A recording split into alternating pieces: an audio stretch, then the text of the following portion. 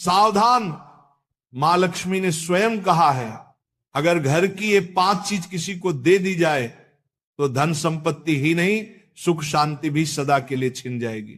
क्या आप जानते हैं, आपके घर की 5 साधारण चीजें ही आपकी किस्मत तय करती हैं।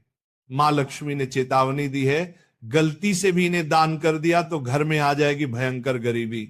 बहुत समय पहले प्राचीन भारत के एक छोटे से नगर विशालपुर में एक साधु का आश्रम था। वहां दूर दूर से लोग आकर आध्यात्मिक शिक्षा प्राप्त करते थे। नगरवासी साधु को आचार्य देव कहते थे, क्योंकि वे केवल भिक्षा लेकर जीवन व्यतीत नहीं करते थे, बल्कि लोगों को सही जीवन जीने की राह भी दिखाते थे। विशालपुर नगर समृद्ध था, लोगों के घर धन, धान्य, गहनों और रत्नों से भरे रहते थे। नगरवासी मानते थे कि ये सब माता लक्ष्मी की कृपा से ही है। नगर के बीचों बीच माता लक्ष्मी का एक भव्य मंदिर था। रोज शाम को वहां दीपक जलाए जाते, घंटियों की ध्वनि गूंजती और पूरा वातावरण श्री ह्रीं श्री महालक्ष्मी नमः के मंत्रों से पवित्र हो जाता। लेकिन एक परिवार ऐसा भी था जो नगर में सबसे समृद्ध होने के बावजूद धीरे धीरे कंगाल होने की ओर बढ़ रहा था। यह परिवार था वसुदेव जी का। वसुदेव जी नगर के सबसे बड़े व्यापारी थे। उनके पास सोने चांदी के ढेर थे, नौकर चाकर थे और अनाज के कोठार भरे रहते थे। फिर भी कुछ वर्षों के भीतर उनका घर वीरान होने लगा। धन की जगह कर्ज बढ़ने लगा, नौकर छोड़कर जाने लगे और घर में अशांति फैल गई। लोग हैरान थे कि ऐसा क्यों हो रहा है, आखिर माता लक्ष्मी की कृपा एक समृद्ध घर से क्यों उठ गई। वसुदेव जी भी परेशान थे। एक रात वे चिंतित होकर सो रहे थे, तभी उन्हें एक स्वप्न आया। स्वप्न में माता लक्ष्मी प्रकट हुई। उनके मुखमंडल से दिव्य आभा निकल रही थी। 4 हाथों में कमल, शंख, गदा और सोने के सिक्कों की वर्षा करने वाला पात्र था। उनकी मुस्कान शांति और कृपा से भरी थी, लेकिन आंखों में एक कठोर सत्य छिपा था। माता बोली, वसुदेव तुम दुखी क्यों हो? क्या तुम्हें याद नहीं कि धन की रक्षा करना भी एक तपस्या है? तुमने अपने घर की 5 पवित्र वस्तुएं बार बार दूसरों को देकर मेरे निवास को अशुद्ध कर दिया, इसलिए मैं तुम्हारे घर से विदा हो गई। वसुदेव ने हाथ जोड़कर कहा, मां मुझे क्षमा करें, कृपया मुझे बताइए कि वे 5 वस्तुएं कौन सी हैं जिन्हें देने से घर में गरीबी आती है। माता ने कहा, यह रहस्य मैं बताऊंगी, परंतु ध्यान रहे ये केवल तुम्हारे लिए नहीं बल्कि पूरे नगर और संसार के लिए शिक्षा है। 5 वस्तुएं कभी भूलकर भी घर से बाहर नहीं देनी चाहिए, क्योंकि ये वस्तुएं मेरे निवास की जड़ें हैं। इन्हें खोने से घर निर्धन और अपवित्र हो जाता है। इतना कहकर माता अदृश्य हो गईं। वसुदेव घबरा कर उठ गए। उनका शरीर पसीने से तरबतर था। अगले दिन वे भागते हुए आचार्य देव के आश्रम पहुंचे और सारी घटना सुनाई। आचार्य देव ने शांत होकर कहा, वसुदेव ये कोई साधारण सपना नहीं है, ये स्वयं लक्ष्मी का आदेश है। अब तुम्हें धैर्य रखना होगा। माता लक्ष्मी ने जो 5 रहस्य बताए हैं उन्हें समझने के लिए तुम्हें एक आध्यात्मिक यात्रा करनी होगी, तभी तुम्हें सच्चा उत्तर मिलेगा। और इस प्रकार यात्रा शुरू हुई। वसुदेव ने अपनी पत्नी सुभद्रा और बेटे माधव के साथ नगर छोड़ दिया और आचार्य देव के आदेश पर हिमालय की ओर प्रस्थान किया। रास्ते में उन्हें तरह तरह की घटनाएं घटी। एक गांव में उन्होंने देखा कि एक महिला अपने घर का चूल्हे की राख दूसरों को दे रही है। वसुदेव को तुरंत माता लक्ष्मी की बात याद आई। क्या राख की भी उनमें से एक वस्तु है? उन्होंने महिला से पूछा, बहन तुम ये राख क्यों बांट रही हो?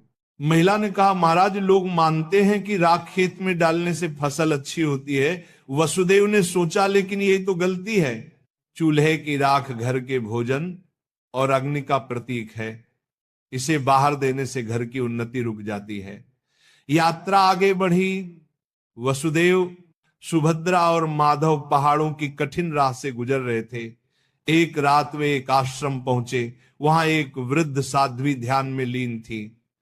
साध्वी ने वसुदेव को देखकर मुस्कुराते हुए कहा, तुम्हें लक्ष्मी माता के 5 रहस्य जानने हैं ना? ध्यान से सुनो।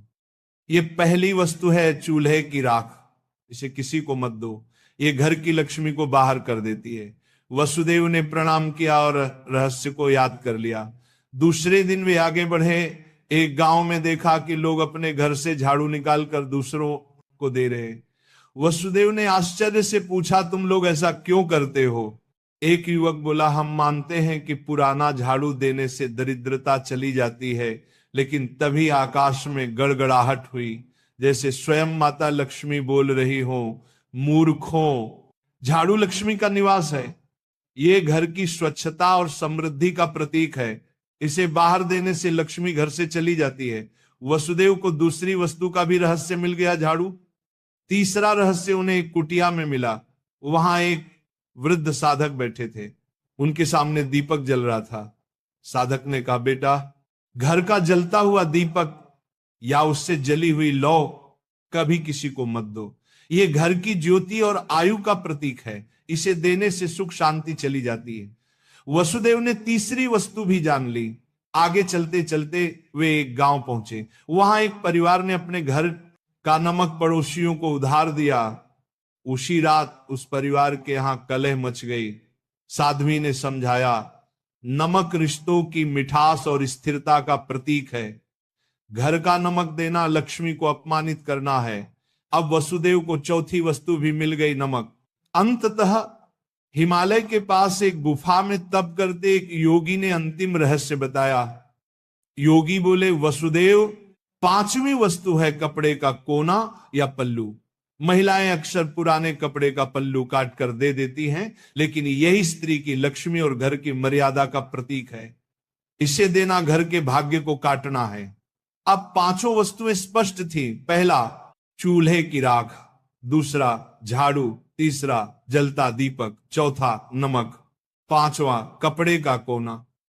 वसुदेव ने कृतज्ञ होकर योगी को प्रणाम किया। अब 5 रहस्यों को जानकर वसुदेव अपनी पत्नी सुभद्रा और पुत्र माधव के साथ नगर की ओर लौटने लगे। रास्ते भर वे मन ही मन माता लक्ष्मी के उपदेशों को दोहराते रहे। नगर पहुंचते ही उन्होंने सबसे पहले आचार्य देव के चरणों में प्रणाम किया और पूरी यात्रा का वर्णन किया।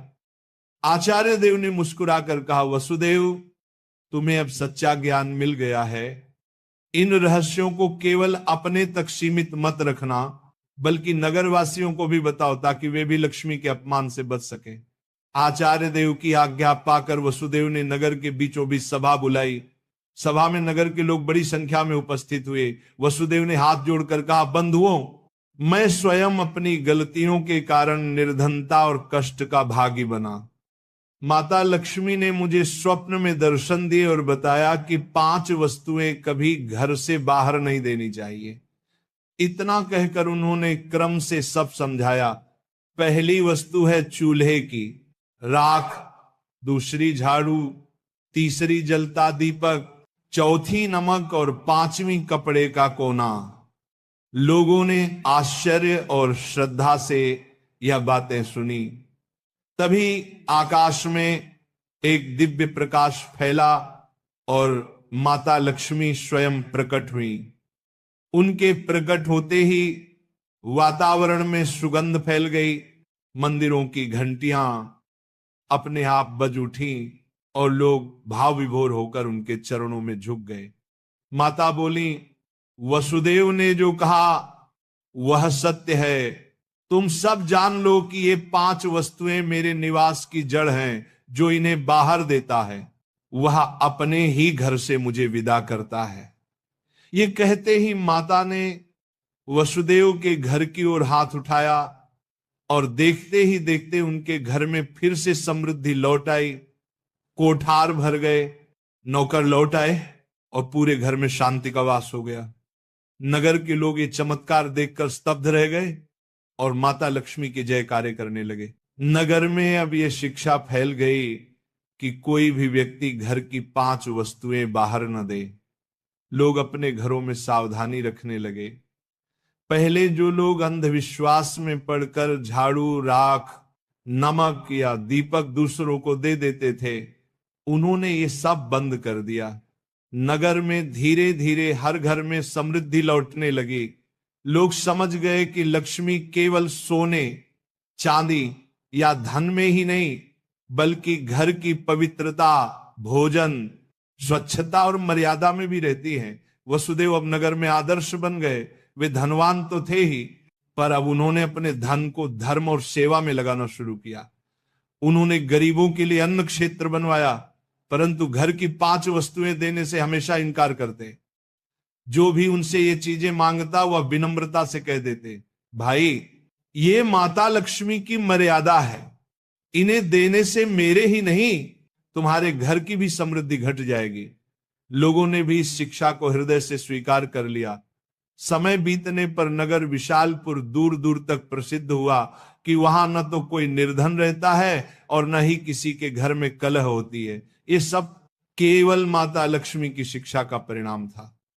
माता लक्ष्मी समय समय पर नगर में आकर वसुदेव को आशीर्वाद देती और नगरवासियों को याद दिलाती कि लक्ष्मी केवल धन की देवी नहीं, बल्कि संतुलन, संयम और मर्यादा की शक्ति है। अंततः वसुदेव के जीवन की सबसे बड़ी सीख यही बनी कि लक्ष्मी की कृपा केवल मेहनत से ही नहीं, बल्कि मर्यादा के पालन से भी प्राप्त होती है। माता लक्ष्मी केवल धन संपत्ति की देवी नहीं, बल्कि वे पवित्रता, मर्यादा और संतुलन की शक्ति है।